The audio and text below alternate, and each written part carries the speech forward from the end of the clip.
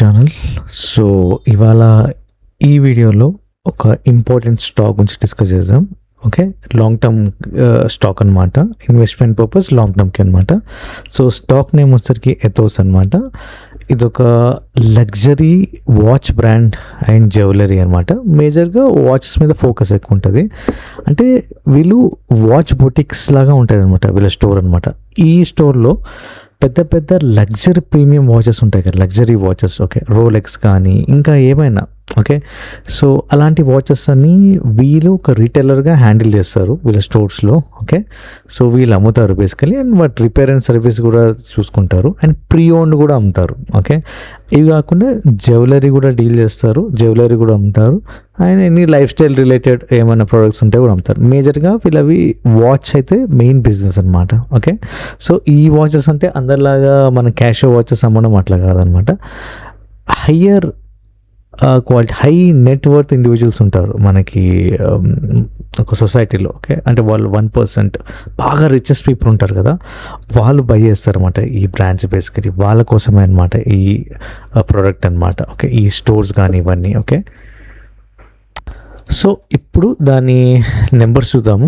Okay, so ఇది వచ్చేసరికి స్క్రీన్లో ప్రాఫిట్ అండ్ లాస్ అనమాట. సో 2019 నుంచి 2020 వరకు ఉంది డేటా. సో ఇక్కడ చూస్తే మనకి ఆపరేటింగ్ ప్రాఫిట్ అనమాట. ఓకే, 36, 56, 43 ఇంక్రీజ్ అవుతూనే వచ్చింది. Okay, main OPM. ఓకే, ఈ మార్జిన్స్ చూడడం అనేది చాలా ఇంపార్టెంట్, గుర్తుపెట్టుకోండి. ఇది 8%, 12%, 11%, 12% ఇంక్రీజ్ అవుతూనే ఉంది.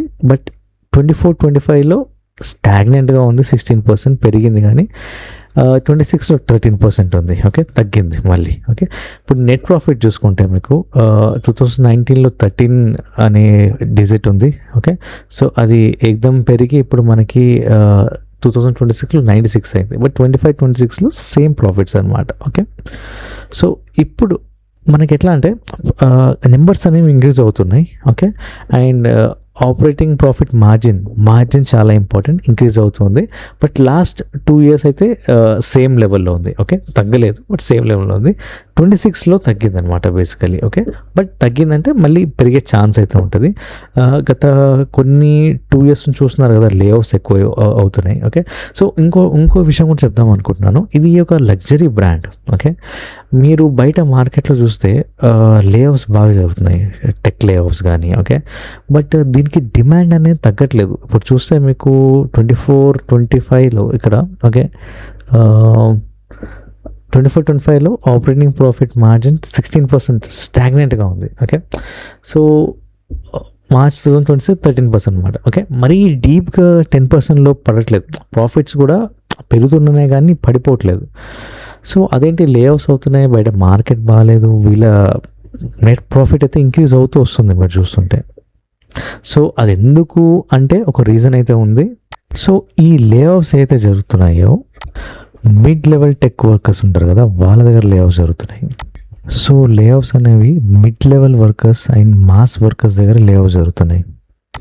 కానీ high net worth individuals and ultra high net worth individuals ఎవరైతే ఉన్నారో వీళ్ళ స్పెండింగ్, అంటే కన్జ్యూమర్ స్పెండింగ్ అయితే తగ్గట్లేదు.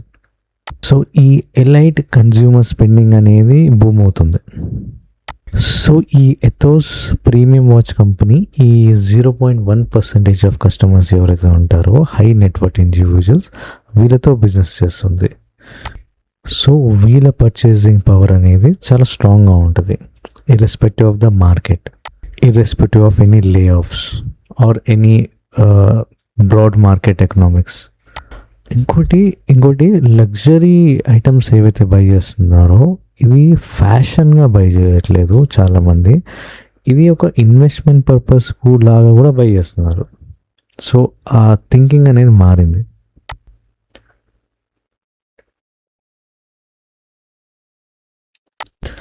కన్జ్యూమర్స్ ఎవరైతే ఎంట్రీ లెవెల్ లగ్జరీ బ్రాండ్స్ కొంటున్నారో వాళ్ళు ఇప్పుడు అప్గ్రేడ్ అవుతున్నారు.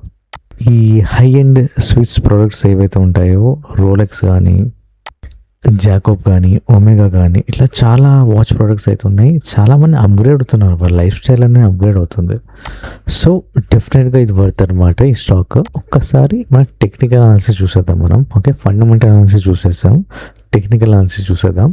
సో ఇది ఆల్మోస్ట్ మన చార్ట్ చూస్తుంటే మే 2022 ఆ టైంలో లిస్ట్ అయింది. దాని తర్వాత నుంచి పైకి వెళ్ళిపోయింది కంప్లీట్గా. ఓకే, 2024 సెప్టెంబర్ వరకు హై రీచ్ అయింది.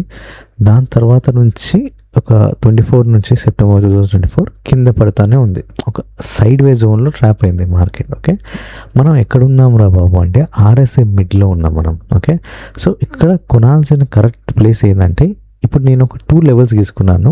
ఈ హై రీసెంట్గా ఒక జోన్లో ట్రాప్ అయింది కదా, ఆ జోన్ అనమాట, ఒక సైడ్ వే జోన్లో. ఒక హై దగ్గర మనం కొనొద్దు, ఇప్పుడు లో దగ్గర కొనాలి. ఈ లో మొన్న మార్చ్ 2026లో కొనాల్సింది. ఓకే, సో ఇప్పుడు కొనాలంటే ఈ ఏరియా ఇప్పుడు కరెంట్ చూస్తున్నారు కదా 2531, ఇప్పుడు ఆర్ఎస్ఐ మిడ్లో ఉన్నాం మనం. This is also right time to invest అనమాట. అట్లీస్ట్ లోలో కొనాలి, మిడ్ లోలో అన్నా కొనాలి మనం. ఓకే, సో డెఫినెట్గా ఇది ఒక అక్యుములేషన్ ఫేజ్లో ఉంది. మీరు చూస్తుంటే ఒక సైడ్ వేస్లో వన్స్ సోన్ ఈ లెవెల్ బ్రేక్అవుట్ ఇచ్చింది అనుకోండి 3436, so it has chances to go around 4000 అనమాట డెఫినెట్లీ. ఓకే, స్టాక్ అయితే మంచి సాలిడ్ పడుతుంది. సో ఈ స్టాక్ నేమ్ వచ్చేసరికి ఎథోస్ అనమాట. ఓకే, సో ఇది ఇవాల్టి stock update. Thanks for watching.